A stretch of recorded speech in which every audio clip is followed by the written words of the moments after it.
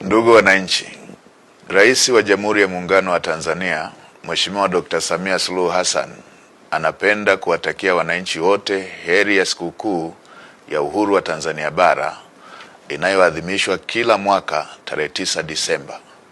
Aidha, serikali inawashauri wananchi wote ambao tarehe 9 Disemba 2025 hawatakuwa na dharura kuitumia siku hiyo kwa mapumziko, hivyo kusherehekea siku hiyo wakiwa nyumbani, isipokuwa kwa wale ambao majukumu yao ya kazi yanawataka kuwepo katika vituo vyao vya kazi kama ambavyo wataelekezwa na viongozi wao.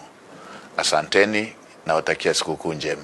Ndugu wananchi, Rais wa Jamhuri ya Muungano wa Tanzania, Mheshimiwa Dr. Samia Suluhu Hassan anapenda kuwatakia wananchi wote heri ya sikukuu ya Uhuru wa Tanzania Bara inayoadhimishwa kila mwaka tarehe 9 Disemba.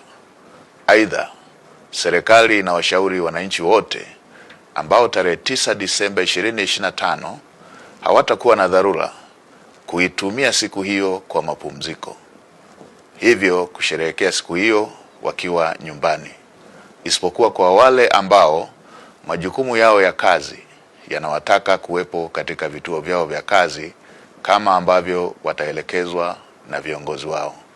Asanteni na watakia sikukuu njema.